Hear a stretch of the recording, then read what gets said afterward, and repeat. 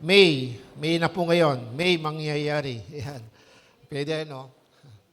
May mangyayari. May pala yun, hindi may. Okay. So, purihin po ang Panginoon kasi po ay, so maraming pangyayari sa buhay natin na pwede pong sabihin natin na hindi po natin makakaya, pero dahil sa biyaya ng Panginoon, so lahat po na ito ay mapagtatagumpayan natin. Okay, yan. So, buksan natin ang ating Biblia sa Romans chapter 12. Baka hindi po nyo alam to. Ayan. Pero alam nyo to. Romans chapter 12, verse 1. Ayan. Okay, nakasulat ba saan yan? Yung, nakalimutan kong yung verse.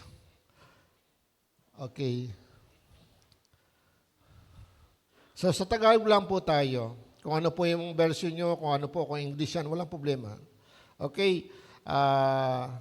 Ang sabi po dito, okay, ayan, 12. So, kaya nga mga kapatid, alang-alang sa masaganang habag ng Diyos sa atin, ako'y nakikiusap sa inyo na ialin ninyo ang inyong sarili bilang isang handog na buhay, banal at kalugod sa Diyos. Ito ang karapat-dapat na pagsamba ninyo sa Diyos. So, purihin ang Panginoon sa kanyang mga salita. Siguro pamilya na po tayo. Lagi ko ito naririnig, sabi ko sa sarili mo, maaari sabihin mo, alam ko na ito, alam ko na lahat ng bagay. Alam po ba niyo, kung minsan nga po sabi ko, Lord, bakit? Alam na namin to, pero hindi po . Kung alam na natin ang lahat ng bagay, walang tayong problema. Walang dapat ituwid. Pero pag tayo po ay magbubulay-bulay lagi ng salita ng Diyos, lagi pong sariwa, merong sasabihin sa atin ng Panginoon. Kaya po napakahalaga po yung tayo po ay nakababad sa salita ng Diyos. Hindi lang po yung tayo ay gumagawa ng isang bagay na sa paniniwala natin ay yun po yung tama. So wala namang problema doon. Kaya lang, ano ba yung katotohanan? Ano ba yung katotohanan sa iyo?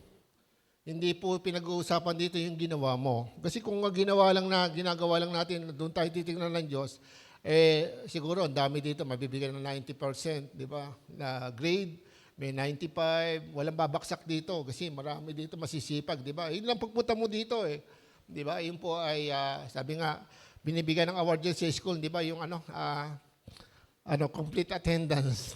Meron ganun, di ba? Yung hindi ma-absent. Ayan. So maraming award kasi nga po katatapos lang ng mga graduation, di ba? Maraming award, maraming mga award na binibigay po sa mga estudyante, di ba? Yung mga sa attendance, sa lahat. So pagdating sa spiritual, siguro po kailangan magkaisa tayo. Dito po sa Romans chapter 12 verse 1, ang ating pong nagiging tema ngayon ay sanctification. Sabihin nga po natin, sanctification. So hanggang ngayon po ba ay hindi pa ba yung naiintindihan yon o naiintindihan na po natin? Kasi ang dami na nagpapaliwanag dito. Pero kailangan po, patuloy po nating unawain. Ang isang tao po na sumampal tayo sa Panginoon, nakaunawa ng katotohanan, siya po ang nakapagbibigay ng kaluguran sa harapan ng Diyos. Tandaan po niyan. Hanggang hindi po tayo nagiging ganap sa harapan ng Diyos o banal sa harapan ng Diyos, hindi po tumitigil ang Diyos. Actually, hindi naman talaga maalis sa atin ng Panginoon. Kaya nga po, lahat ng born again, iyan po ang may pag-asa. Pag sinabing born again, ano ba yan? Religion ba yan, pastor? Kaya nga sabi ko sa inyo mga kapatid, pag hindi pa inyo naiintindihan pagiging born again, ito po yung isang proseso na sinasabi dapat makilala mo na ikaw ay sa makasalanan, di ba? Namatay at ikaw ay inibig ng Diyos sa kabila ng iyong kasalanan, namatay siya sa krus, ipinako sa krus, namatay, nilibing, katlungan na buhay na muli para sa iyong kasalanan. At kung siya'y tatanggapin mo, di ba? Sa iyong puso, patatawarin ka niya sa iyong kasalanan, papasok siya sa iyong puso. Yun po yung proseso. Papasok sa iyo sa pamagitan ng Holy Spirit. At kaya lahat po tayo mayroong Holy Spirit. Kaya nga po yung sanctification, ito po yung gawa ng Diyos mula sa loob natin. Kung tinanggap mo si Jesus Christ. Kaya nga, kung di ka born again, wala kang pag-asa. Hello? Sabi nga ng John chapter 3, verse 16, John 3:3, sabi, except a man be born again, kung hindi, maliban lang siyang tayo, panganak na muli. Yan, hindi siya makakakita, hindi siya makakapasok sa kaharian ng Diyos. Amen? Kaya yung pagiging born again, ay ito po ay salitaan ng Panginoong Hesus na ipinahayag sa John chapter 3, verse 3, tapos sa 5, pinaliwanag po hanggang sa bandang huli. So, ang pagiging anak ng Diyos ay ang pagiging pagtanggap sa Panginoon. So maraming title, kaya nga po napakahalaga maintindihan natin, napakadali po na tayo po'y maging banal. At yun po ang pagkatawag sa atin. Tinawag tayo para maging banal. Ayan, tingnan mo yung katabi mo. Banal ba yan? Opo. Meron po. Meron na siyang kabanalan. Kasi pag nandiyan ang Holy Spirit sa loob mo, tandaan po, kakaiba ka ng tao ngayon. Ayan, tingnan mo yung katabi mo uli. Hindi alien yan. Yan ay Kristiyano. Meron pong ano yan eh. Meron pong yung power yan eh. Kaya nga, yung pogi ako. Sabi mo, pogi ako, kahit babae. Sabi mo, pogi ako. Di ba? Power of God inside. Di ba? Meron na tayong yung Holy Spirit. Kaya nga po, napakahirap po na ikaw po na mananampalataya, hindi mo naintindihan to. Mga kapatid, hindi po ito isang eskwelahan. Amen? Yung pong kapilya, ito po ay sama-sama tayo dito na mga nagpupuri, anak ng Diyos, nagbibigay ng papuri sa Diyos dahil sa ating pagkaunawa sa Kanya. Napakahalaga po yung pagkaunawa. Kasi kung naunawaan mo kung ano kalooban ng Diyos, yun po yun gagawin mo eh. Kaya nga kung ang ginagawa mo ay kulang, ibig sabihin kulang ka pa sa pagkaunawa sa Diyos mo. Amen? Natandaan po ba niyo yung Hebrew chapter 13, verse 15, sabi nga niya, di ba? Mag-alay kayo ng papuri, nabuhat sa inyong mga labi, pagpupuring, nagpapakilala, di ba? Nagpapahayag ng inyong pagkakilala sa Kanya. Amen? Kaya kung tunay na kilala mo ang Panginoon, pag ikaw ay magpupuri sa Diyos, talaga, di ba? Bigay na bigay yan. With emotion. Kasi naunawaan mo eh. Di ba? Nakikilala mo siya eh. Kasi sa bawat araw na nagising ka, binuhay ako ng Diyos. Napakabuti ng Diyos, di ba?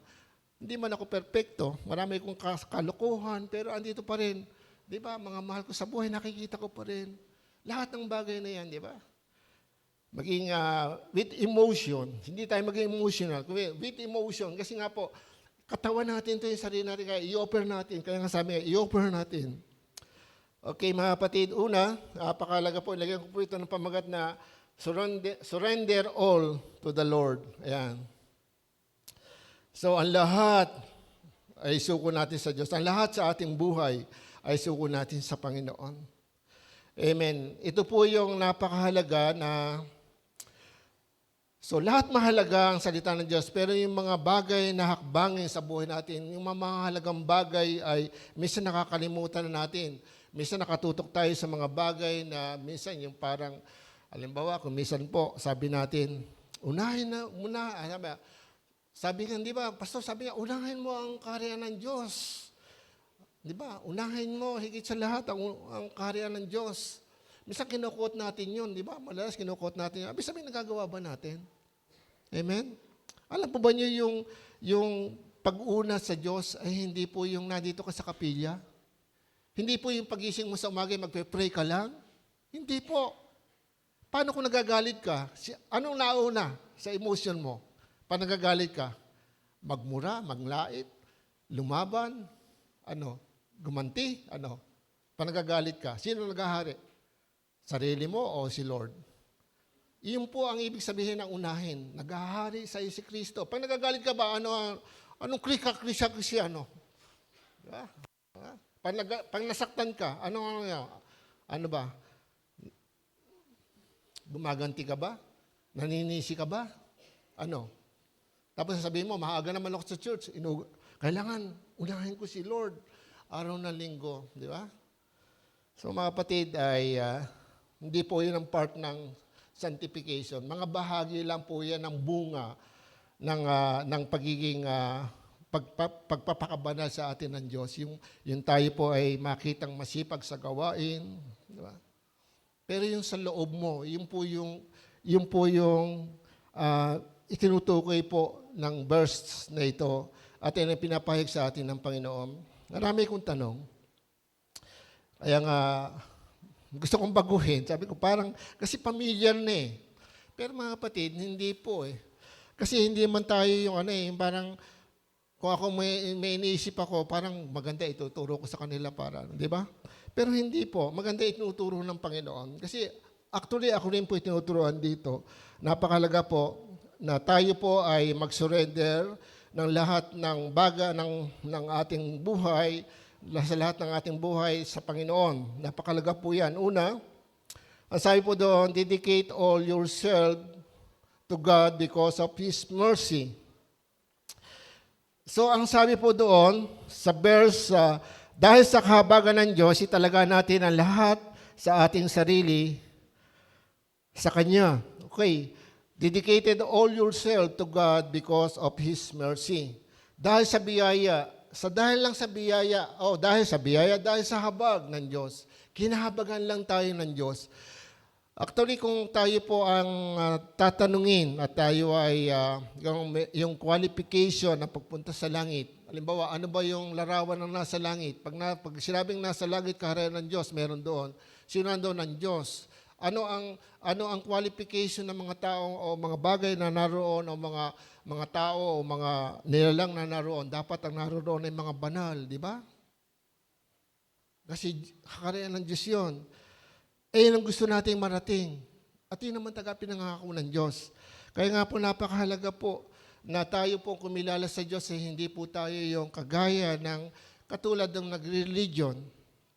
Kasi po kung tayo po ay lubos nakakaunawa, wala pong problema. Kaya nga po kung minsan nandito ay hindi ko po alam kung ano po yung iniwanan niyo sa bahay niyo o paano kayo nagsimula sa tahanan niyo, sa loob ng trabaho niyo.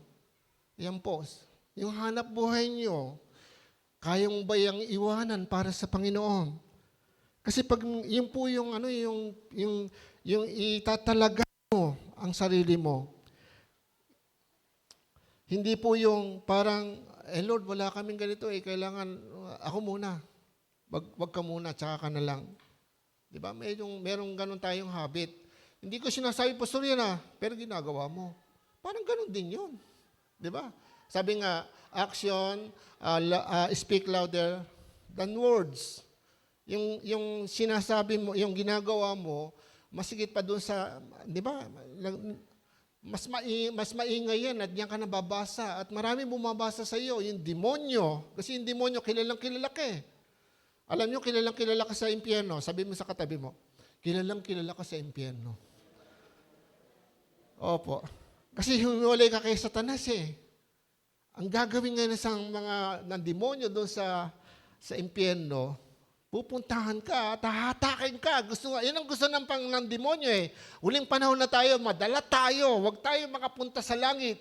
Pero hindi siya mananalo. Kasi nandito na tayo kay Lord. Hindi ka na talunan. Sabi mo sa katabi mo, hindi ka na talunan! Lakasan mo! Yung mabibigay. Hindi yata nadinig eh. Kasi po, minsan, kahit anong hiyaw, kahit anong gawin mo o yung bumulong ka, pero hindi naman ginagawa. Parang ganun din eh. Ano kaya yan, di ba? Sabi nga, paano kaya ang dapat gawin? Kaya nga ako naniniwala po. Kahit ako kayo bumulong dito, naniniwala ako basta narinig at naunawaan nyo, may gagawin ng Panginoon sa inyo. May ngayon eh. May gagawin sa inyo ang Diyos. Hindi lang po may. Talagang may gagawin. Alam niyo kung bakit?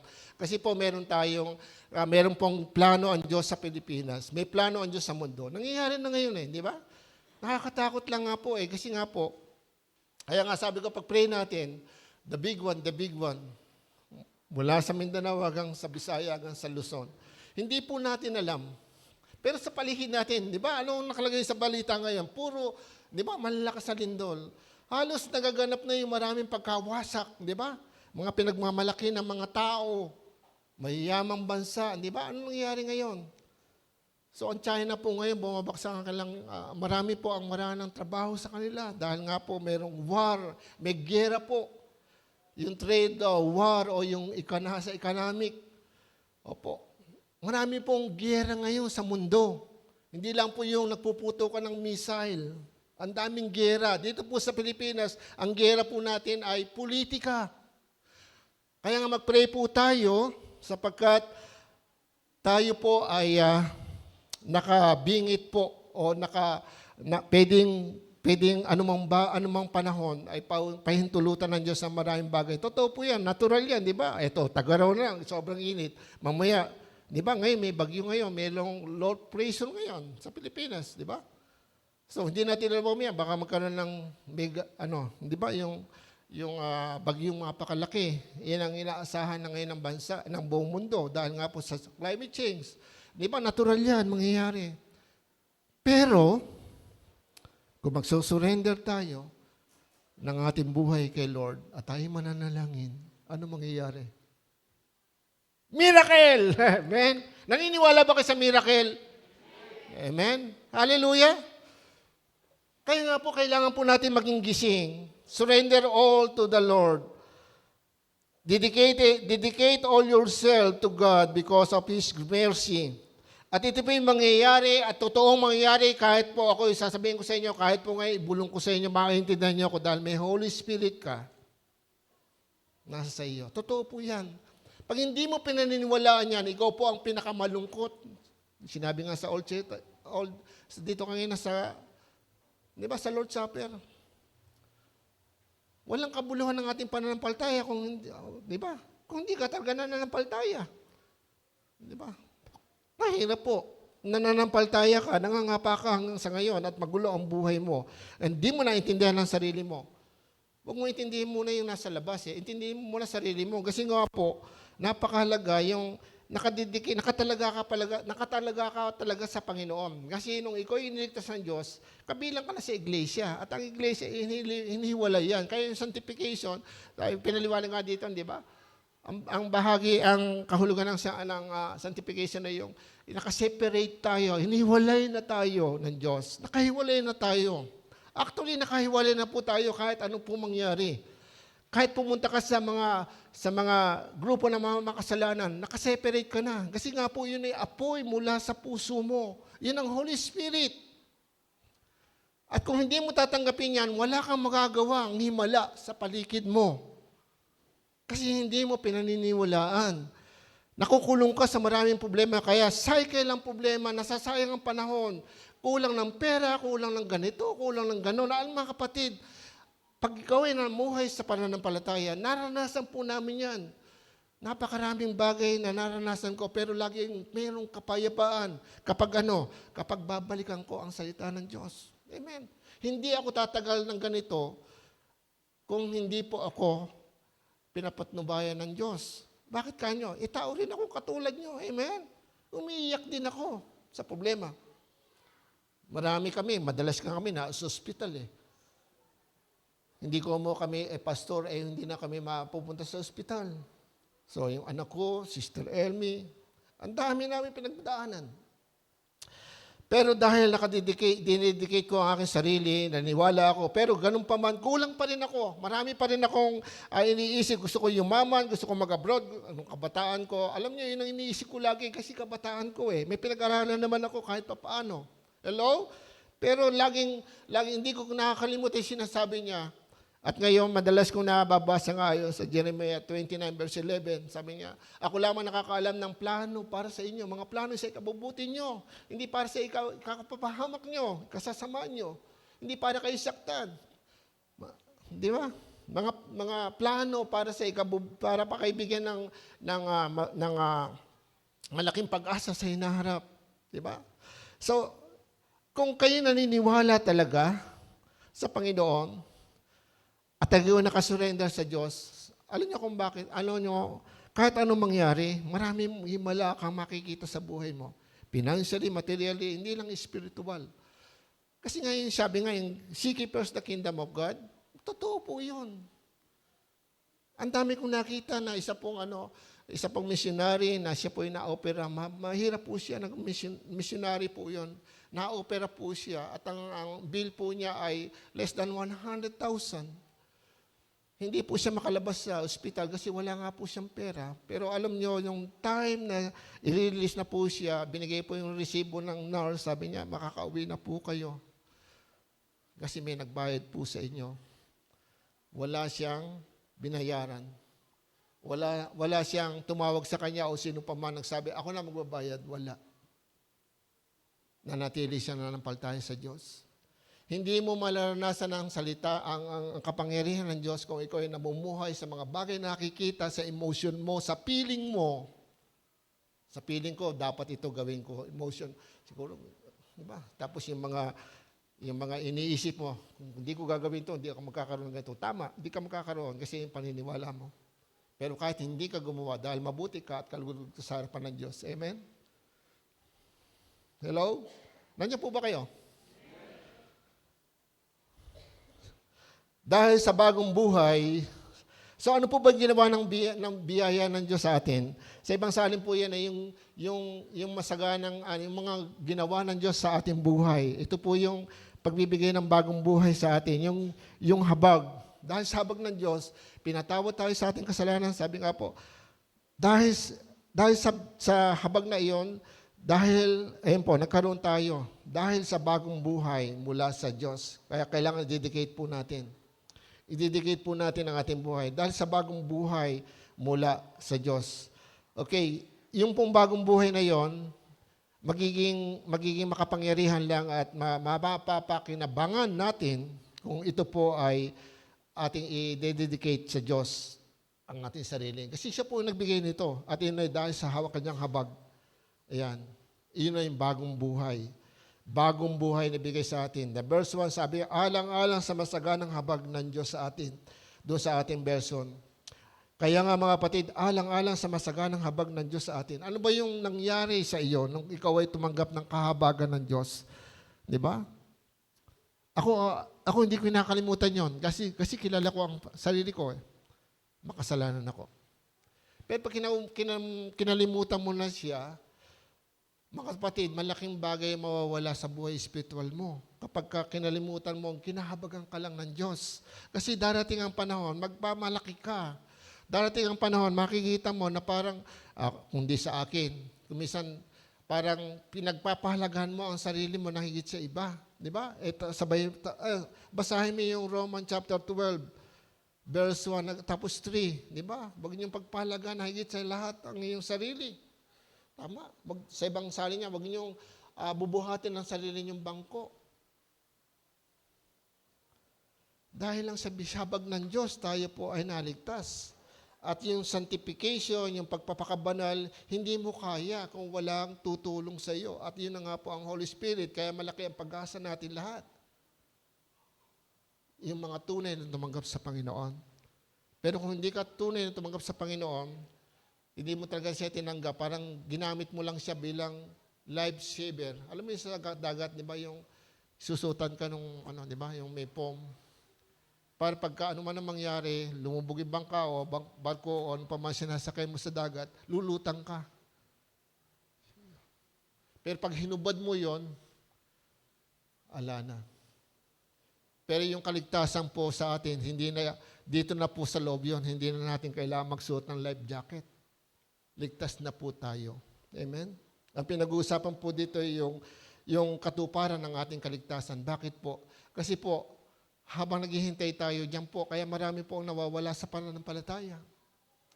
Hindi po dahil sa ang pangako ng Diyos ay nagbabago o nawawala ang buhay na walang hanggan. Totoo po, hindi nawawala ang buhay na walang hanggan, sabi ng Bible. Pero paano kung yung tao ang tumalikod? Meron tatawag na apostasy. Tinalikod niya ang Diyos at sinamba niya ang mga bagay sa mundong ito. Pera, pangarap.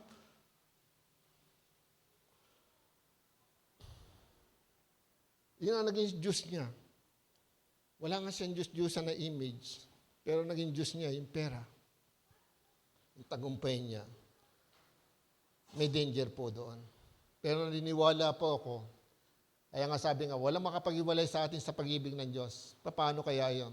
Kasi pag ikaw ay anak ng Diyos, sabi sa Hebrews chapter 12, natandaan po niya, verse 5. Diba? Huwag kang panghinaan na loob, huwag kayo tinutuwid ng Diyos, sapagat pinapalo niya ang minamahal niyang anak. Di ba? Kung ikaw ay mahal ng Diyos, tunay na mamanampalataya ka, matigas ang ulo mo, papaluin ka. Pero kung hindi ka papaluin, nakakatakot. Paano kung maiwanan po tayo sa rapture? Ang dami nagbibigay ng prophecy ngayon, maiiwanan sa rapture. Marami sa loob ng iglesia. Mga kapatid, magsikap po tayo. Ayoko pong maging false hope po ang maibigay ko sa inyo. Pero kailangan tumutok tayo sa salita ng Diyos. Unawain natin. Napakahalaga po yung dedication ng ating sarili. Dedicate natin ang ating sarili sa Diyos. Bakit? Tayo pa may bagong buhay na. Sineperate na po tayo. Yung bagong buhay na yun, yun ang ipamuhay natin. Opo. Tito chapter 3, para maunawaan nyo. Sabi niya, Tito chapter 3, verse 5. Ayan. Okay. Ang sabi po dito, Tito chapter 3, verse 5. Okay.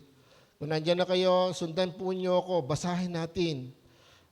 Maganda po yung na binabasa nyo sapagkat iyan po ang kapangyarihan ng Diyos para sa atin. Pero kung tayo po'y matigas ang ating puso hanggang sa ngayon, binabaliwala natin pagbabadala ng Bible, pagbabasa ng Bible, napakahirap po, sabihin ko sa inyo, napakahirap na makipaglaban kay Satanas kung tayo po'y walang sandata. Hindi nga po tayo pababayaan ng Diyos na makuha ni Satanas, pero sa araw-araw na ginawa ng Diyos, kailangan mo makipaglaban. Kasi kailangan mong kumita ng pera. Kailangan mo ang kalakasan. Kailangan mo ang kapayapaan. Kasi babarahan ng diablo lagi ang buhay natin. Bibigyan ka ng problema, iinjikan ka ng mga problema, dadalan ka ng mga, dahil yung kahinaan mo ay may suko sa Diyos, dadalan ka ng mga bagay. Kung ikaw ay masama ang loob mo, laging madali kang masama ang loob, bibigyan ka ng pangyayari ng diablo para sumama lagi ang loob mo at di ka matutok sa pangako ng Diyos. Sana maintindihan natin, ganun po ang gawain ng diablo.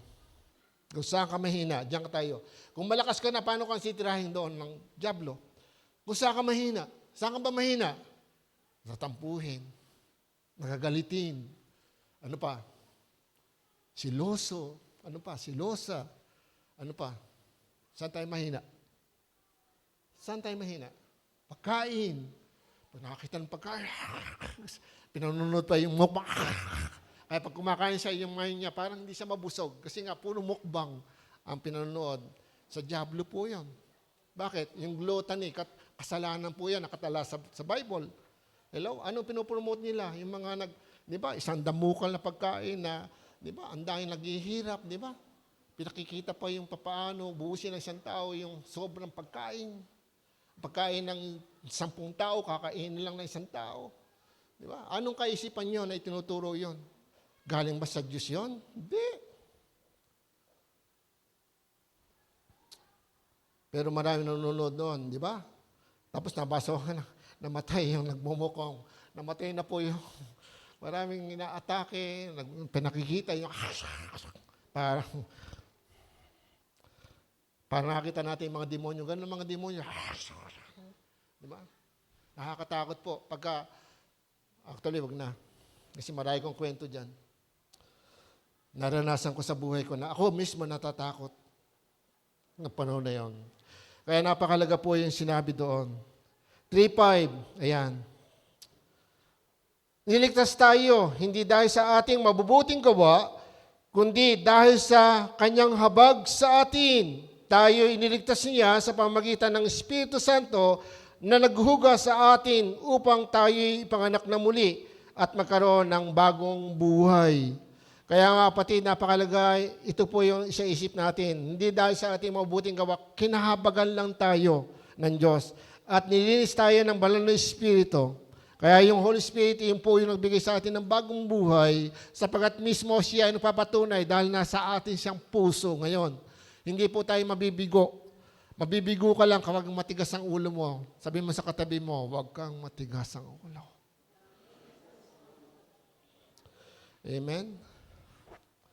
Episode chapter 1. Ayan, basahin ko po sa inyo. Episode chapter 1, verse 4 to 6. Ito po yung biyaya. Tingnan po nyo. Sabi nga, buhay na wala hanggan. At ang sabi dito, verse 4, bago pa likhain ang salibutan, ay pinili na niya tayo upang maging kanya sa pamagitan ng ating pakikipag-isa, pagtanggap, pananampalataya kay Kristo at upang tayo maging banal at walang kapintasan sa harap niya dahil sa pag-ibig ng Diyos. Dahil sa pag-ibig ng Diyos, biyaya po yun. Sa biyaya lang lahat ng bagay, sa kanyang kahabagan. Pinili niya tayo, verse 5. Pinili niya tayo, pinili ka ng Diyos upang maging anak niya.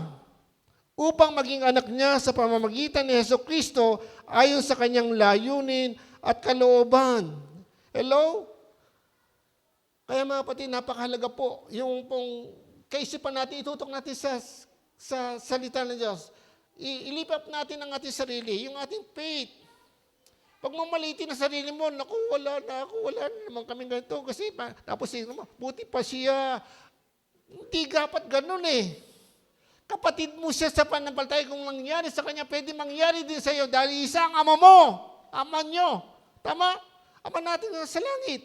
Kaya lang intindihan po natin, kaya nga po yung larawan po ng pagiging anak, bakit ganon? Merong mga anak na mabait at merong mga anak na medyo parang matigas ang ulo. Doon sa mga magulang, madali maintindihan yan eh. Di ba? Pero yung mga anak pang matigas ang ulo, tinatakwil, di na kita anak mula sa araw na ito. Meron bang ganon? Pinakakain pa rin tayo, di ba? Kaya isipin po nyo, hindi po nangangahulugan na tayo po lahat ay binubuhay pa ngayon ng Diyos bilang anak niya, tayo po ay pare-parehas. Ang pagkakaiba po natin, yung sa ating sarili. Ikaw ang nakakaalam kung anong ginagawa mo ngayon sa harapan ng Diyos. Kung paano mo siya sinusunod. Yun po yun ang pagkakaiba natin. Hindi ko po pwede sabihin na ikaw, napakatigas. Hindi ko po masasabi yun kasi ang Diyos nakakaalam yan. Pinangangaral ko lang sa inyo ngayon na kailangan po natin i-dedicate ang ating sarili dahil tayo po may bago ng buhay sa Panginoon. Biyaya ng Diyos. Dahil kinabagalan tayo. At pangalawa, sabi niya, offer yourselves as a living sacrifice to God. Offer yourself as a living sacrifice to God. Ialay natin ang ating sarili sa Diyos bilang handog na buhay. Hello? Okay, maghandog tayo ng karapat-dapat sa Diyos. Mga kapatid, ito po, hindi nangangahulugan na ikaw, marunong akong tumugtog. Ibibigay ko sa Panginoon ng pagtugtog. Hindi ko po masabing masama yun. Talento yun eh. Kanina nga, nakakatuwa, may sumasayaw. Di ba? Marunong tayo sumayaw. So, basta sabihin, okay lang po yun. Pero yung katawan mo, pag pinag-usapan, ang sabi dito ay i-open natin ang ating sariling buhay. So yung new life, yung bagong buhay, na iyon ang ialay po natin sa Diyos. Kaya ang tanong, ang buhay mo ba sa bahay? Ano ang buhay mo sa bahay? May bagong buhay ba o dito ka lang nagagamit, yung talent mo lang? Hindi, talent lang ang gusto ng Diyos. Gusto niya ng Diyos, yung bagong niya nung nilalang. New creation, di ba? Sabi nga doon, wala po dyan, Ephesians chapter 2, verse 10. Basahin po niyo yan. Sige po, basahin mo. Ephesians chapter 2, verse 10. Ano po ang sabi doon? Kung ano tayo ngayon ay gawa ng Diyos, nilalang ng Diyos, at sa pag-ipag-isa niya, natin kay Kristo Jesus, tayo ay nilalang, create tayo niya, tayo, para sa mabubuting gawain. Hello? Tingnan nyo. Sino ka ba ngayon? Ang i-offer po natin yung buhay natin. Kaya nga pag sumasamba tayo sa Diyos, ang i-offer po natin yung buhay natin. Iaalay natin. Pero yung ino-offer po natin yung mga talento natin, okay lang po yan. Okay lang po yan. Pero kaya nga po, nagkakasala po tayo kung nag-o-offer tayo sa Panginoon, pero yung ating sarili, hindi karapat-dapat na sa kanyang kabanalan. Kaya yun po yung dapat natin maintindihan, mga kapatid. Offer yourself as a living sacrifice to God. So, iaalay po natin yung ating sarili. Sarili po, buhay. Yung buhay po natin, yung bagong buhay na ibigay sa atin ng Panginoon, buhay. Hindi po ito larawan ng Old Testament na yung handog ipapatayin, susunugin. Buhay. Kaya napakalaga po na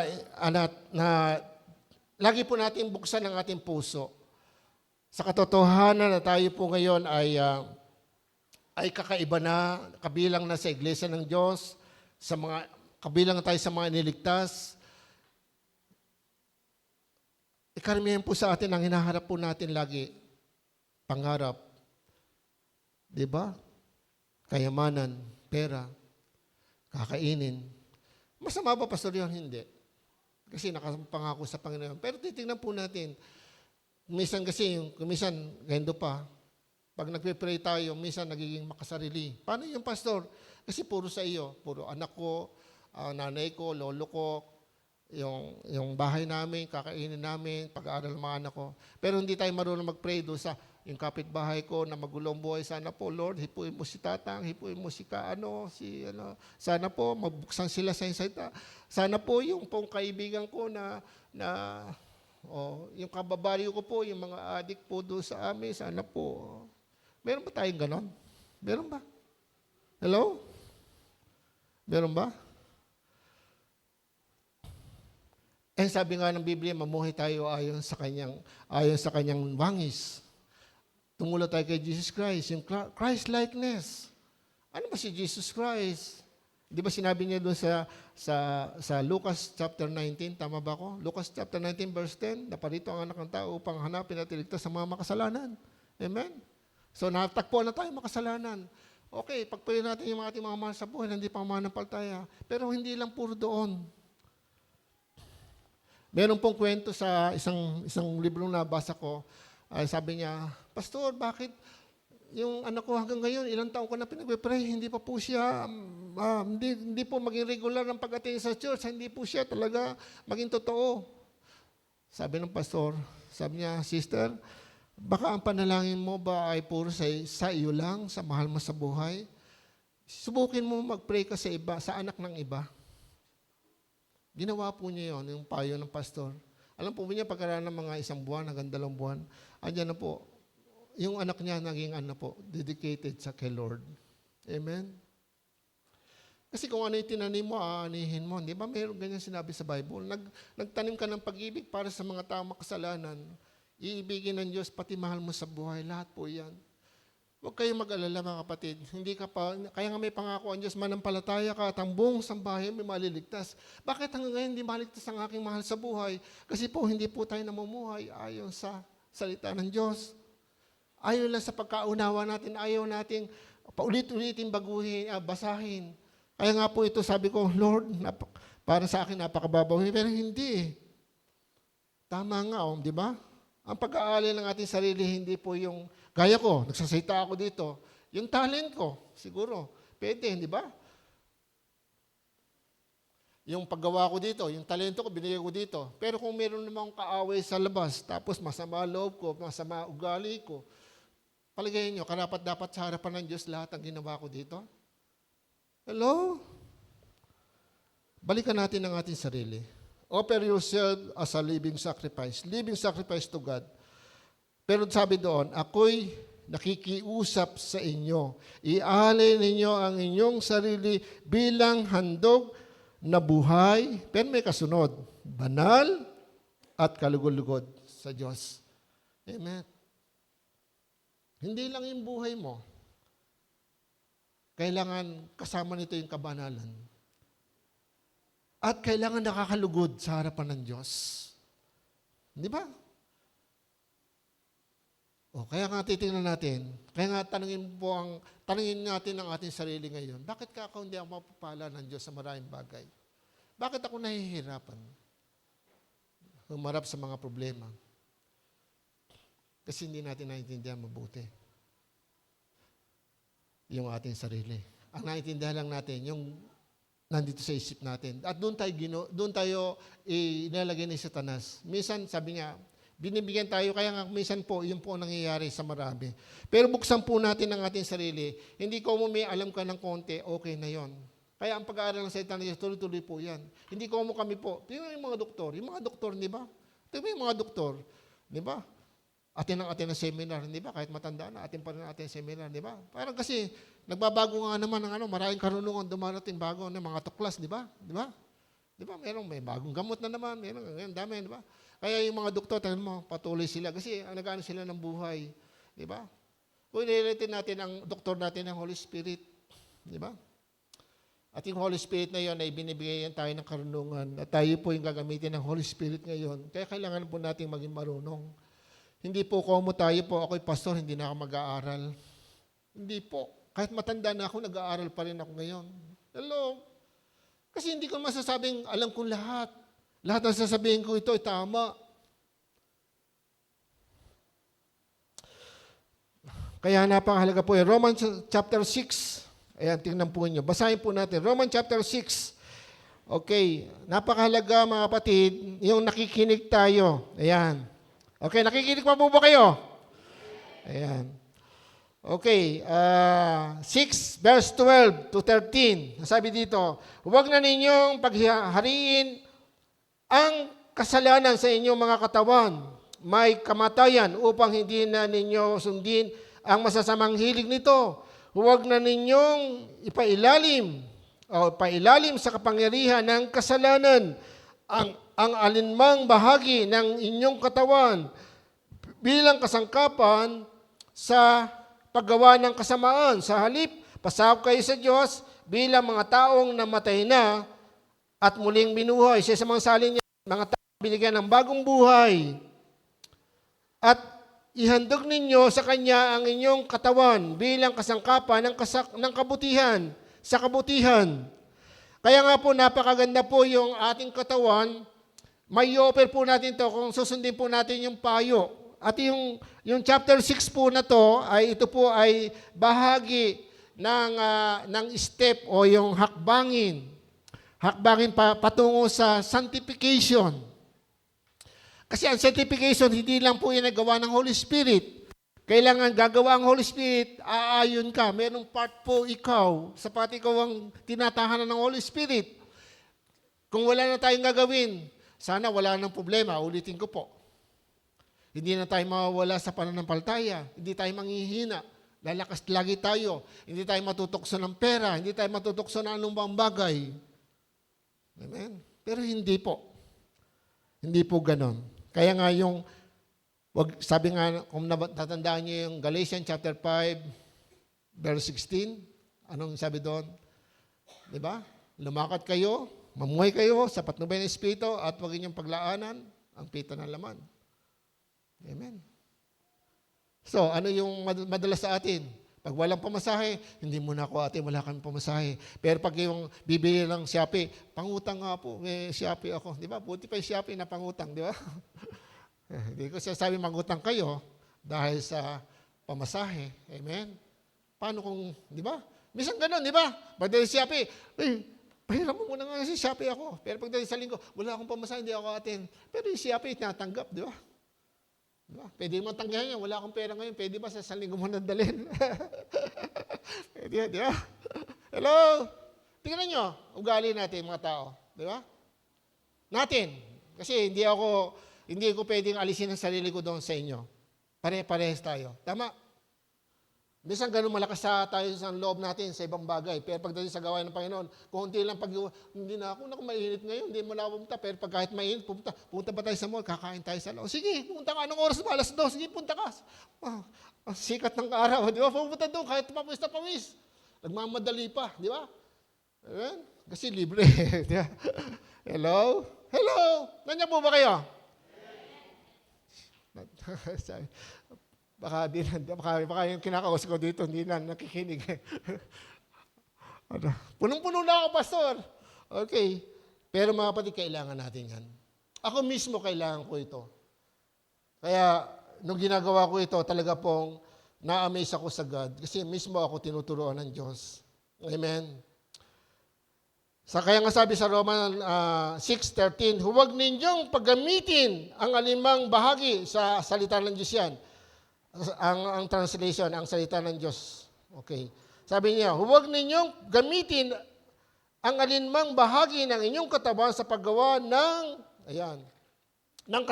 kasalanan. Sa halip, iali ninyo ang inyong sarili sa Diyos bilang mga taong binigyan ng bagong buhay. Ilaan ninyo sa Diyos ang inyong katawan sa paggawa ng katotohanan. Yun po yung translation. Kaya nga sabi dito, bigyan ko po sa ilalim, sabi nga, humakbang at mamuhay tayo tungo sa kabanalan. Yun po yung sanctification.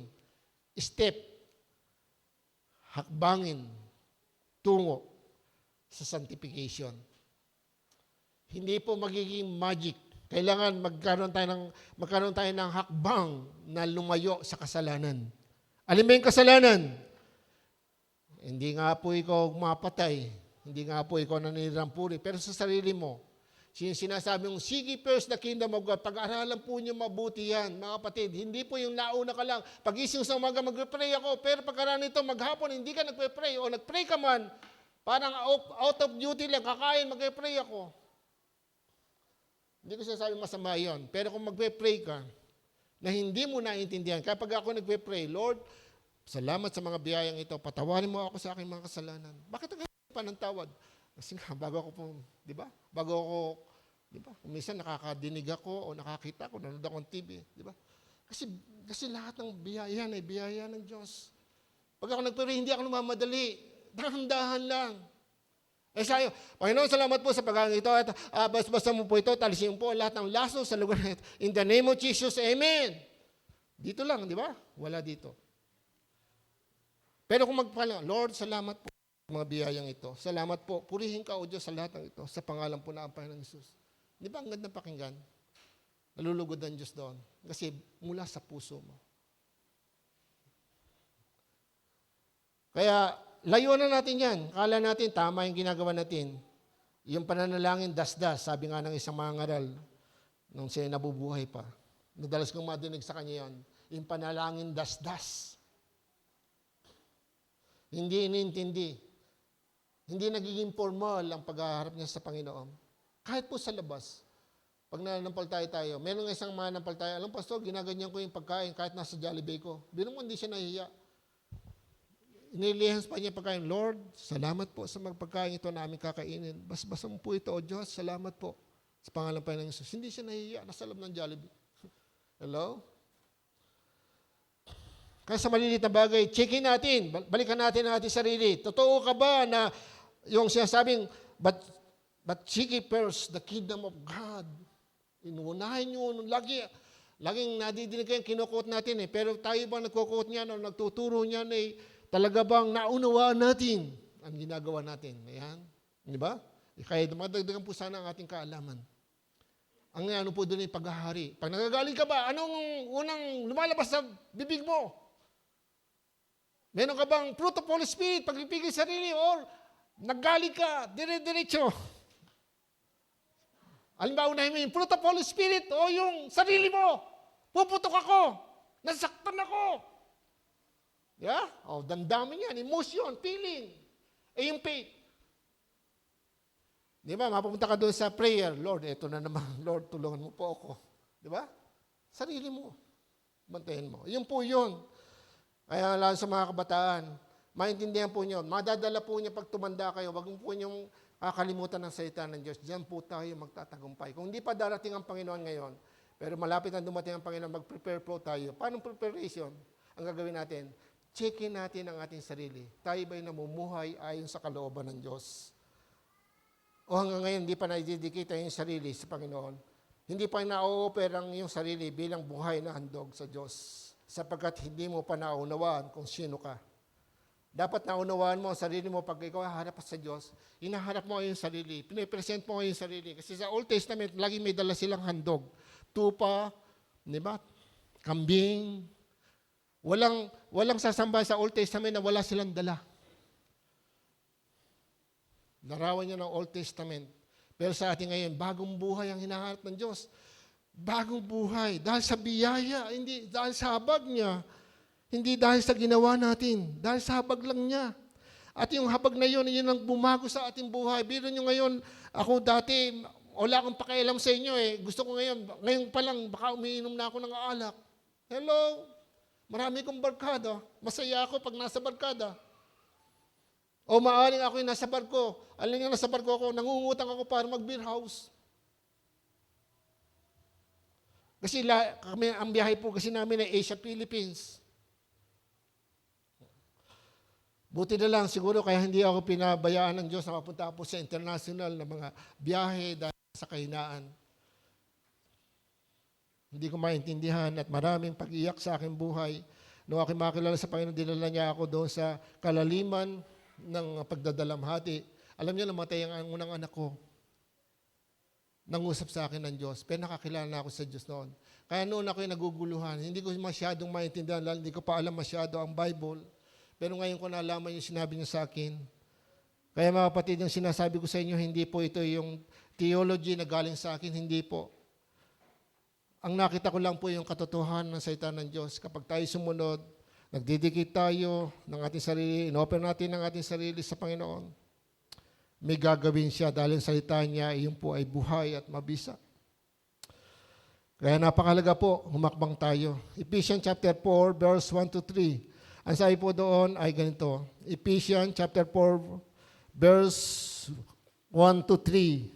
Ayan, mamuhay po tayo ng karapat-dapat. Kaya po ang sabi dito sa Ephesians chapter 4, verse 1-3. Ayan. Ang sabi po dito, kaya't ako na isang bilanggo, ayan po, dahil sa Panginoon ay nakikiusap sa inyo na mamuhay kayo para gaya ng nararapat sa mga tinawag ng Diyos, kayo maging mapagpakumbaba, mahinahon at matyaga. Magparaya kayo dahil sa inyong pagmamahal sa isa't isa. Sikapin ninyong mapanatili ang pagkakaisang mula sa Espiritu sa pamagitan ng kapayapaang nagbubuklad sa inyo. Kaya po tayo nagkakagulo-gulo dahil doon sa samaan ng loob. Walang pagpapanhin, walang pagpapakumbaba, walang pagpapahinuhod, walang pagkapasensya. Dinadala lahat. Dinaktan mo ko. Kala mo kung sino, leader pa naman siya. Di ba? Hindi po yun makakatulong sa atin. Pero yun ay nangyayari. Reality din sa atin. Dahil tayo emotional. Kaya nga sabi ng Bible, sikapin nyo mamuhay. Sikapin nyo, meron tayong part. At pag tayo umokay sa Holy Spirit, yes. Yes, Lord. Tinan mo, kahit masaktan ka, baliwala yan. Kasi, di ba? Kahit tisurin ka, hindi ka matitisod, ang gagawin pa rin puro kabutihan sa iyong kapatid. Ipag-pray mo siya kahit gumagawa siya ng masama. Yun po yun, yung biyaya. Yun po yung habag ng Diyos sa atin.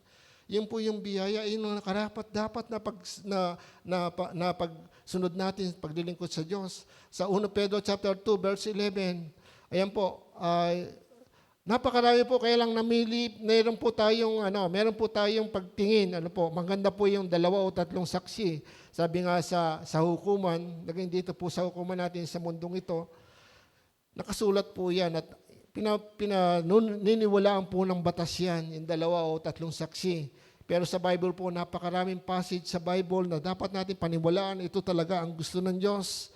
1 Pedro chapter 2, verse 11, ang sabi po doon ay ito. Okay. Mga kapatid, mga minamahal, nakikiusap ako sa inyo bilang mga dayuhan at pansamantalang naninirahan lamang sa daigdig na ito. Talikuran ninyo ang mga pagnanasa ng laman na nakikidigma sa inyong mga sarili. Kaya nga po, lagi may struggle po yan sa loob natin. Kasi born again ka na Kaya nga po, kung hindi po magic, laging may struggle yan. Ang inahanantay lang ng Holy Spirit ng Diyos ay yes, atin po ako, yes. Atin ako, ng panambahan, Lord. Magbabasa po ako ng Lord. Susunod na ako sa iyo. Lord, hindi ako sasama sa kasamaan na yan. Hindi ako patutukso. Yes, Lord. Kahit medyo nilalabanan mo yung laman mo. Yung pong ibig sabihin doon, nakipaglaban ka. Mamuhay kayo ng maayos sa gitna ng mga hentil upang kahit sa naparatangan nila kayo ng masasama, makikita nila ang inyong mabubuting gawa at magpupuri sila sa Diyos sa araw ng kanyang pagdating. Kaya mga kapatid, napakahalaga po yun na tayo po lahat ay mamuhay ng nararapat. At pangatlo, sabi nga po, submit. Una, dedication. Pangalawa, offer. Pangatlo, submit. Submit yourself to the Lord. Pasakop natin ang ating sarili sa Diyos. Pasakop natin ang ating sarili sa Diyos. Doon po sa ating teksto, ano po ang sabi? Balikan po natin. basahin ko po uli sa iyo, ang sabi dito ng Roman 12 verse 1, ang sabi, kaya nga mga kapatid, alang-alang sa masaganang habag ng Diyos sa atin, ako'y nakikiusap sa inyo na iaalay ninyo ang inyong sarili bilang isang handog na buhay, banal at kalugod-lugod sa Diyos. Ito ang karapat-dapat na pagsamba ninyo sa Diyos. Paano ito mangyayari? Paano ito mangyayari? Yung karapat-dapat na pagsamba sa ibang salin po yan, paglilingkod. Ito po yung karapat-dapat na paglilingkod nyo sa Diyos. Pagsamba nyo sa Diyos. Paano ito mangyayari? Kailangan po mag-submit tayo. Yun nga po siya, sabi nga, mag-submit tayo sa Holy Spirit. Nasa atin. Wag po yung laman. Gusto ng laman, nagwawala na. Nagwawala na yung laman mo. Gusto ko, hindi na ako atin. Pupunta muna ako doon. Unahin ko muna to. May pera, malaki kikitain ko dito. Malaki kikitain ko dito. Diba? Labanan po yan lagi sa loob. Yung decision making. Napakahirap kasi ma-develop ka sa decision making. Kasi po, kailangan dyan yung magkaroon ka ng malawak na pagkaunawa. Pag ginawa ko ito, step 1, kaya pag ako'y nagka-counsel, pag ginawa mo ito mangyayari. Pag ginawa mo ito mangyayari. So, ano ang gusto mo? Sa counseling kasi, hindi mo sila didiktahan. Na ito gawin mo. Hindi po. Maliban na lang kung sabihin niya, magpapakamatay ako, magdiktahan mo na. Huwag ka magpakamatay. Pero kung nagguguluhan lang siya, bigyan mo siya ng option. Isang karunungan, pag ginawa mo ito, ano mangyayari? Pag ginawa mo ito, ano mangyayari? Pag ginawa mo ito, ano mangyayari? Palagay mo, ano maganda? So, natulungan mo siya pag-desisyon. Decision making, sariling pagpapasya. Amen? Gaya nung share mo na ito. Tatanggapin ba? Ipamumuhay mo ba ito? Hindi. Nasa iyo. Tayo masusunod. Amen? Pero pag sinunod mo ito, anong pagkapalang darating sa iyo? Galing ba sa akin? Hindi. Kay Lord. Ako rin, maasa kasi sa Kanya eh. Kasi pag hindi ako nagturo ng totoo, kasi ang daming blessing dumarating sa akin. Amen. Kahit financial po. Amen. Yabang naman ng pastor. Hindi totoo po. Wala man akong ginagawa, hindi man ako nag-ano eh. Pero marami akong pangailangan. Dahil kong problema ngayon eh.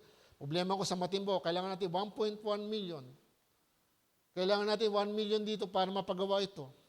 Bibili tayo ng upuan, 100 pieces. Dami ng pastor, kala mo, may pera ba tayo? Wala nga. Konti lang. Amen? Pero mayaman si Lord. Kung nakikita mo yung kaya lang gawin ng tao, kaya lang gawin ng sarili mo, at hindi mo titingnan yung kayang gawin ng Diyos, paano makikita ang gagawin ng Diyos? Basahin mo Bible. Sabi ng Jeremiah chapter 32 verse 27, ako ang Diyos na lumikha ng lahat ng tao. Walang bagay na mahirap para sa akin. Magagawa ko ang lahat ng bagay. Tama. Hello? Kaya ako nangangarap ka, kinukot nga natin, di ba? Delight yourself to the Lord and He will give you the desire of your heart. Ang tanong ko, yung desire ba ng heart mo natupad na? Kasi yung unang passage na sinabi doon, delight yourself to the Lord. Sa Diyos mo hanapin ang kaligayahan. Ayusin mo ang relasyon mo sa Diyos. Maging maligaya ka sa Diyos. Yun po yun. Maligaya ka ba nagbabasa ng Bible? Hindi nga, pastor, kasi meron akong natatapat pa doon sa pinanonood ko eh. Mas mahalaga yung TV. Mas mahalaga yung hanap buhay. Mas mahalaga yung, di ba? Hello? Tapos sabi niya, seek ye first. Ulitin ko, hindi po yung nauna ka lang sa loob ng kapilya. Hindi yung pagkising mo, nag-pray ka lang. Hindi po yun. Sino ba binato yung bahay mo? Sino naghahari sa iyo? Paglabas mo, sino mo? Sino naghahari doon? Si Lord pa? Hindi. Yeah. Sino inuuna mo doon? Sarili mo. Galit mo. Galit ako eh. Ano ba pakiram mo? Galit ako eh. Diba? Inuuna mo ba si Lord? Hindi. Magkaroon tayo ng paano pa tayo magdidesisyon. Kaya nga may fruit of Holy Spirit. Love, peace, joy. Pagkaranoon, patient. Patient, di ba? Pagtsatsaga. Tapos bandang huli, Pagpipigil sa sarili. Di mo, pagtsatsaga, tapos sa bandang huli, pagpipigil sa sarili. Kasi kailangan natin yung pagpipigil sa sarili, pagtsatsaga. Kasi wala tayong tsaga eh. Kasi pag nasaktan tayo, ayaw mo sa akin, ayaw ko rin sa akin. Di ba? Nangyayari yun. Hindi mo nga sinasabi, pero iniiwasan mo eh. Amen? Sino sa'yo nagpe-pray ngayon sa nakaaway nyo? Amen? Hindi naman sunod ang sinasabi ng Diyos. Di ba? Ipanalangin mo yung kaaway. Huwag sumpain kundi pagpalain. Di mo, ginagawa mo ba? O, hindi ka nakasunod. Paano pastor kung ganun nga? O sabi nga doon, humingi ka ng tawad ka, Lord, ginawa mo na ba? Hindi mo nakita kasi galit ka eh. O, ano nasunod? Sino nauna? Si Lord ba? Hindi. Sarili mo. Baka ngayon, hindi ka nagpapatawad. Baka may sama ka na loob hanggang ngayon. Nainggit ka hanggang ngayon. O, nagagalit ka hanggang ngayon. O, ano mangyayari sa buhay natin? Inuuna ba natin ng Diyos? May pangako siya. Kaya nga yung problema natin sa pera, sa pagkain, sa pangangailangan, hindi matapos. Laging wala, laging kulang. Pero hindi pa niyo nakikita, kahit tayo nagkukulang, ang biyaya pumapasok pa rin. Gano'n pa kung tayo? Lahat. Kaya nga po mga kapatid, sabi nga doon sa Galatians chapter 3, yung sinabi doon, inalis tayo sumpa. Nung ipako si Jesus sa krus, upang tanggapin natin ang pagkapalang katulad ng pagkapala kay Abraham. Ano po yung pagkapala kay Abraham? Pagkapalain kita para maging pagkapala ka sa marami. Ngayon, nakatulong ba tayo sa kapwa natin? Pagsishare lang ng salita ng Diyos, pero nakapagbigay ka ba ng material na bagay? Kailangan ba, pastor, yun? Hindi ko kasi sinasabing ano, pero kung ikaw ay binibless ng Panginoon, di ba? Hindi lang salita ng Diyos ang kaya mong ibigay. Tama? Amen? Kasi po, kung naintindihan mo ito, kung tinanim mo, aanihin mo ito. At kung nagkatanim ka ng kukunti, aani ka ng kukunti. Kung tanim ka ng marami, aani ka ng marami. Tama? Amen? Tingnan nyo. Sa pagbibigay po yun. Pagtulong yun. Kaya mga kapatid, pag-aralan natin. Checkin natin sarili. Hindi po ito magic. Yung sanctification, ulitin ko po, yung justification, gumawa ang Diyos ng kaparaanan ng mamatay si Jesus Christ, ligtas sa tayo. Na sino matatanggap sa kanya manampalataya, maliligtas, patatawarin sa kasalanan. Tama po. At yun ang ginawa natin. Pero yung sanctification, pagpapakabanal, maging pure tayo, maging malinis tayo, maging dalisay tayo sa harapan ng Diyos. Mahirap nga mangyari yon kasi alam natin talagang tayo mahina. Pero meron ba tayong ginagawa? Meron ba tayong repentance? Meron ba tayong pagsisisi? O ngayon, nagmamalaki pa tayo. Kasi hanggang ngayon, nilalait natin yung tao na, nilalait ka hanggang ngayon. Kasi kung ipitasan mo siya, hindi mo alam, yung dala-dala mo, may galit ka, nilalait mo pa siya, nilalait mo ang Diyos. Bakit? Namatay siya sa lahat ng tao. Amen? Naintindihan po ba natin yan? Kaya para sa akin, hindi kailangan natin mahalin ang lahat ng tao. Opo. Meron kami binabible study. Alam nyo, ang daming nireveal sa amin ng asawa. Pero kung malalaman ng katotohanan, manghihina ka ba? Naku, wala pa lang. Parang ganito, no? Manghihina ka. Kasi pag nakaalam tayo ng isang bagay sa ating kapwa, di ba, yung reputasyon niya sa harapan natin nababago, di ba? Kaya nga po yung mga counselor, pag hindi ka pa process, madadala ka ng maraming problema. Ay, ganun pala siya, ganun pala yun, ganun pala, mas napakalaki pala ng problema niya. Paano ka makakatulong? Kaya mga kapatid, napakahalaga po, yung tayo ma-process. Makatulong po tayo. Katulad ni Abraham, pagpapalain kita, upang maging pagpapala ka sa marami. Actually, si Abraham ay pinayaman ng Diyos. Ang dami niyang business. Ang dami niyang kayamanan. Kaya bang gawin yan? Nakasulat sa Bible. Yung pagkapalang binigay kay Abraham, bibigay sa iyo. Dahil inalis tayo sa sumpa ng kasalanan, nung pako si Jesus sa krus. Si Jesus ay tinanggap mo sa puso mo. Amen? Hello? Hello? Kahit tingnan naman katabi mo, mag-a-abroad ka pala, pastor. Abroad, makakabili ka ng kotse. Matutupad ang lahat ng pangako mo. Kasi masipag ka sa gawain ng Panginoon. Hindi ko po sinasabing pwede ka magkakotse. Ito po pang pandaraya ng kaaway. Okay. Maging masipag ka. Huwag ka tumutok sa gawain ng Panginoon. Maging masipag ka, makakabili ka ng kotse. Tama. Pero iba yung pagpapala, sinasabi sa Bible, ang pagpapala ng Diyos ay mayroong kasamang kapayapaan, kaligayahan. At bukod doon, hindi ka naging makasarili. Kasi yung pagpapalang galing sa Diyos, gagabayan ka ng Holy Spirit sa katotohanan, di ba? John chapter 16 verse 16 verse 13. Diba? Pagdating ng Espiritu ng katotohanan, siya ang gagabay sa atin sa buong katotohanan. Kaya pag tayo pinapatubayan ng Holy Spirit, siya nang mahahari sa atin. Pag may dumating na blessing sa atin, hindi mo sasarilinin. Di ba? Hindi ka magiging makasarili. Pupunta ako sa Boracay, pupunta ako sa Siargao, pupunta ako sa lahat ng bagay. Wala man sinabi, bibili ko ng kalahating kilong kabang bigas, bibigyan ko si kapitbahay namin mahirap kahit hindi manampalataya.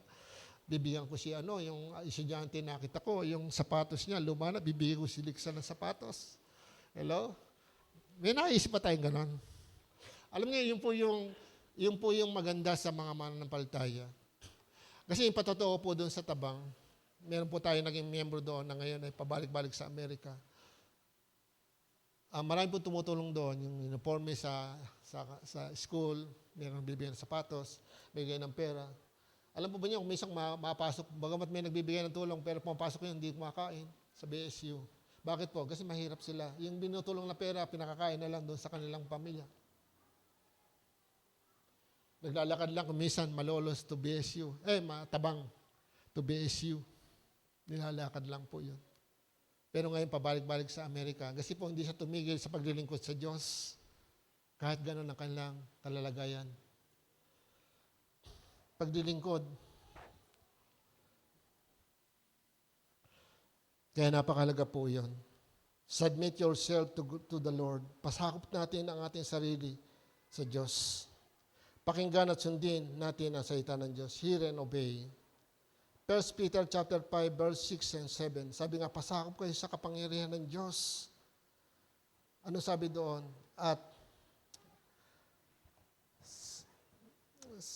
kaya nga, pasakop kayo sa kapangyarihan ng Diyos at dadakilain niya kayo pagdating ng takdang panahon. Verse 7, ipagkatiwala niyo sa Kanya ang inyong mga alalahanin sa buhay sapagkat iyan, siya ang nagmamahalasakit sa inyo. Mga kapatid, huwag mong isipin na ikaw ay wala kang kaya. Kawawa ka na ngayon. Hindi po. May Ama ka sa langit na nagmamahal ng totoo sa iyo. Ang kailangan mo lang pasakop.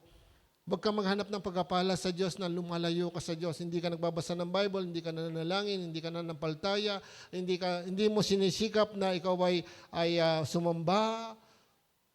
I-present mo ang sarili mo sa Diyos. Actually, yung pananalangin, ako worship po yan. Kasi pag nanalangin ka, maharap ka sa Diyos. Ano sabi ng Bible? Pray without ceasing. Ibig sabihin sa maghapon, nakaharap ka sa Diyos. Paano yun?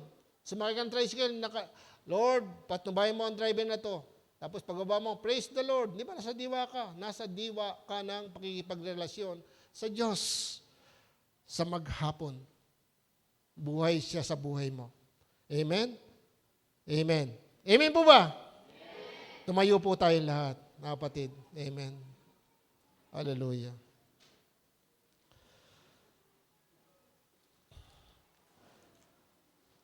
Kaya nga po, napakahalaga mga kapatid, habang tayo nakatayo. Sabi na chapter 12, verse 2.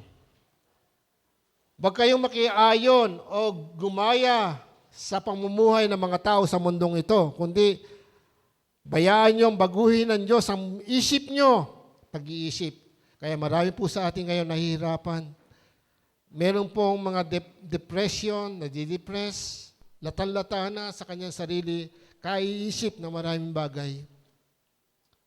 Kasi po hindi natututukan ng spiritual, ipinipilit natin yung pagiging makalaman. Kaya tayo nahihirapan. Minsan sabi nga pa nakakita ng kapatid na bagong sapatos, buti pa siya bagong sapatos niya. Laging merong pagkainggit. Hindi siya natutok sa Panginoon. Na hindi niya naisip na yung kung merong sa kanyang kapatid, kayang ibigay din yun ng Diyos sa kanya. Kaya lang nakatutok siya doon sa kapatid, buti pa siya. Kaya nga, hindi siya nakatutok sa gawa ng Panginoon. Napakalaga po yan, mga kapatid. Kaya nga sabi ng Colossians chapter 3, ang pag-iisip natin, isipin natin ang mga bagay na nasa langit. Isipin natin ang mga bagay na nasa langit. Kakalimutan ko ba ang buhay ko sa mundong ito? At puro yung salita lang ng Diyos ang gagawin ko? Hindi. Pero kailangan yung buhay mo merong parte. Kasi merong parte na sa buhay mo ngayon na dyan nga. Sa parte ng buhay mo ngayon, sa loob mo, nananahan ang Espiritu Santo, ang Diyos. Kaya kung walang parte ang Diyos sa buhay mo, yun po yun. Binibigyan mo siya ng pagkakataon kapag kailangan mo lang siya. At gusto mo. Hindi po yan ang hakbang ng sanctification. Kailangan po natin magsuko ng buhay. Santiago chapter 4, isuko natin ang ating buhay. Pasakop tayo sa Diyos. Chapter 4, verse 7 to 10. Basahin ko po sa inyo bago tayo manalangin.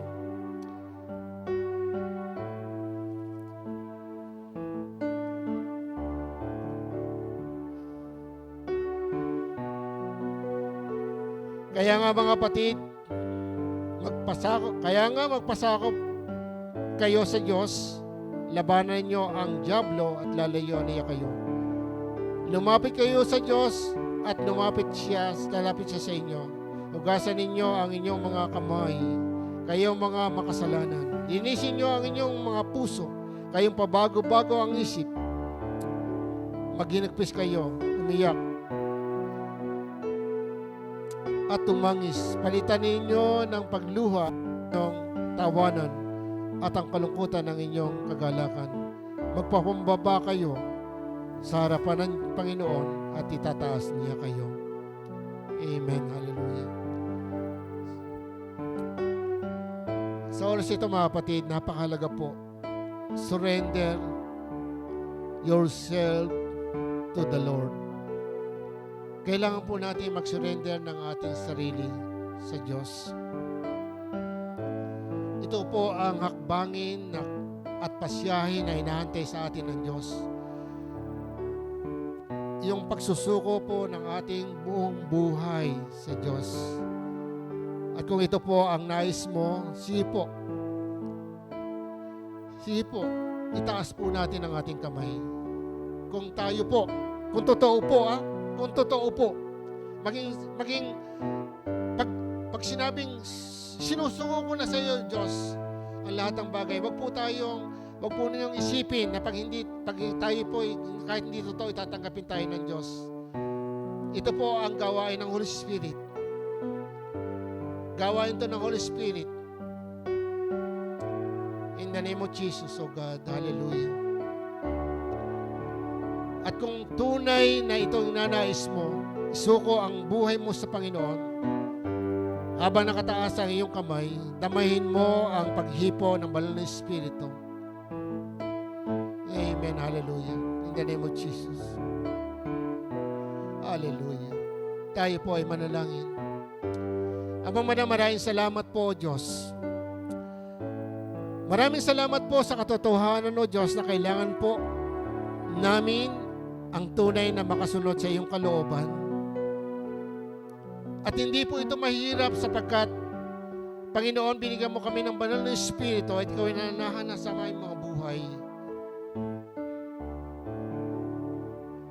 At ito po ang magbibigay sa amin ng lakas, ng kakayanang maisagawa ang iyong kalooban. Kailangan lang namin, Panginoon, ay i-dedicate ang aming buhay. I-offer namin ang aming sarili sa iyo, Diyos. At kami mag-submit sa iyo, Panginoon, sa iyong mga salita, sa iyong banal na Espiritu. O Diyos, tulungan mo ang bawat isa, Panginoon. Nagagawa po namin ang mga bagay na ito. Sa gayon, maganap sa amin, O Diyos, tulad ng iyong inaasahan. Kung paano pinagpala mo si Abraham, O Diyos, ang sabi mo sa kanya, Abraham, pagpapalain kita upang maging mapagpala ka, maging mapagpapala ka sa marami. Lord, dalangin ko po, ito po ang maganap sa amin, O Diyos, lalo na ngayon sa huling panahon, O God. Hindi lang po ikaw ay makita, Panginoon, na kami ay nagbabasa ng Bible at makita na kami mga born again na pupunta sa kapilyang ito, O Diyos, kundi makita ng mga tao yung buhay namin na nagliliwanag, na mayroong kalinisan at kabanalan. Nakikita ang banal na Espiritu at sa loob ng tahanan, ikaw pa rin po ang sinusunod, O Diyos, ng mga mag-asawa. Tulad ng sinabi mo sa mga babae, pasakop kayo sa inyong mga asawa. Mga lalaki, ibigin nyo ang inyong mga asawang babae. At sa mga anak, tulad ng sabi ng Biblia, mga anak, igalang ninyo ang inyong mga magulang sapagkat may pangako.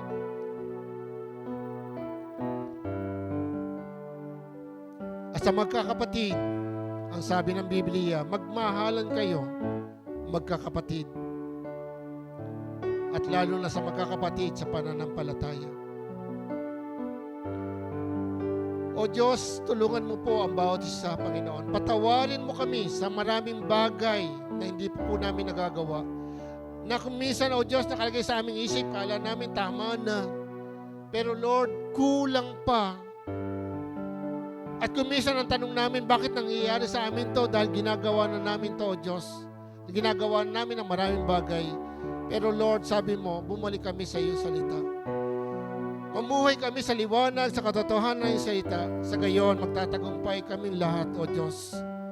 Hindi lamang yung tagumpay dahil sa mga material na bagay sa mundong ito, kundi, Panginoon, hanggang sa kabilang buhay. At ang kaaway namin si Satanas ay wala na magagawa. Totoo po, Panginoon, talunan na si Satanas at wala na siyang magagawa. Kaya lang siya nakakagawa dahil sa kakulangan ng kaalaman sa pakikipaglaban ng iyong mga anak. Kaya sa oras nito, Diyos, maging mga anak mo na wala po ngayon, hindi namin kasama sa lahat ng nakikinig, O God, nananampal tayo sa iyo, Diyos. Maranasan ng bawat sa tulad na yung sinabi, we are more than conqueror. Kahit ano mangyari, mga problema dumating sa aming buhay, mapagtatagumpayan namin to dahil sa iyong pag-ibig. Na iyalay mo ang iyong sarili, pinatunayan mo ito nang mamatay si Jesus Christ sa krus para sa amin. Mga Ama, dalayan ko po, pagpalain mo ang mga kabataan po namin. Dalayan ko po lalo sa panahon ito, Diyos, Lord, sa kanilang pag-aaral. Samahan mo sa ilayo sa lahat ng masama. Dalayan ko po, Ama, yung mga elementary, high school, college. Makatapos po sila, Panginoon. Sa pagkuha nila ng may board exam, samahan mo sila at pagtagumpayin, Panginoon. Maging sa paghahanap ng mga hanap buhay, yung mga negosyo, Lord, pasaganayin mo ang kanilang buhay. Panginoon, patunayan mo sa kanila, O Diyos, sa kabila ng kanilang paglilingkod sa iyo, Lord, ang iyong mga pangako ay hindi po mawawaglit, Panginoon. At doon po sa nagtatanong na bakit sila ay hindi pinagpapala, Lord, buksan mo ang kanilang mga puso, ang kanilang mga kaisipan, Panginoon. Tulad ng iyong sinabi, ang sino man naging tapat, ang siyang maliligtas hanggang bukas. Ang hinahanap ay katapatan, O Diyos. Katapatan ng pananampalataya na mayroong pagsunod sa iyong mga salita. Dalayan ko po, Ama, mga nanay na narito, mga magulang, lahat po nakakarinig, i-bless mo sila, Panginoon. Sa buhay spiritual, Lord, yung signs and wonders and miracles, Lord, marami pong mga bagay na kumisan hindi po namin maunawaan, pero Lord, dahil sa iyong kapangyarihan, Lord, mangyayari ang lahat ng bagay. At ito ay pagkakaloob mo sa amin. Yung mga bagay na hindi namin maunawaan, ang sabi mo nga po, Panginoon, manalangin lang kami, O Diyos. At ipapahig mo sa amin ang maraming bagay na hindi namin naunawaan. Lord, tulungan mo ang mga magulang po namin, O Diyos. Hindi lang po sila ay matutok sa kapangailangan ng kanilang sambayan, kundi sila'y matutok sa kapangyarihan, sa kakayanan ng Diyos sa kanilang sinasamba na itinuturo ng Biblia. Sa gayon, O Diyos, lahat kami magagamit mo sa labas ng kapilyang ito sa mga taong naguguluhan, sa mga taong nawawalan ng pag-asa, sa taong nawawalan na ng paninindigan sapagkat hindi nila malaman kung ano ang tama. Gamitin mo kami, O Diyos, na mga kapag-akay ng mga kaluluwa na masusunod din po sa iyong kalooban tulad ng iyong nais. O Diyos, ito po ang aking inaangkin. Ang iglesia ito i-bless mo sa maraming bagay.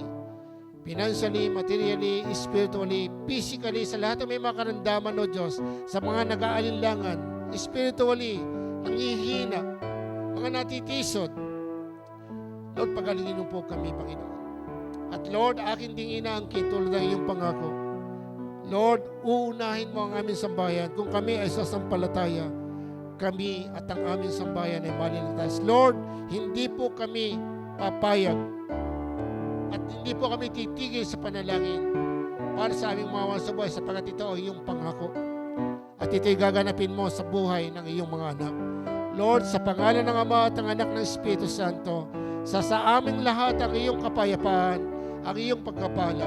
Ama, maraming salamat po, Diyos. Purihin ka, Panginoon. Purihin ka. Salamat po sa iyong mga salita. Sa pangalan po ng aming Panginoong Hesus, ito po ang sama-samang dalangin. Amen. Amen. God bless you.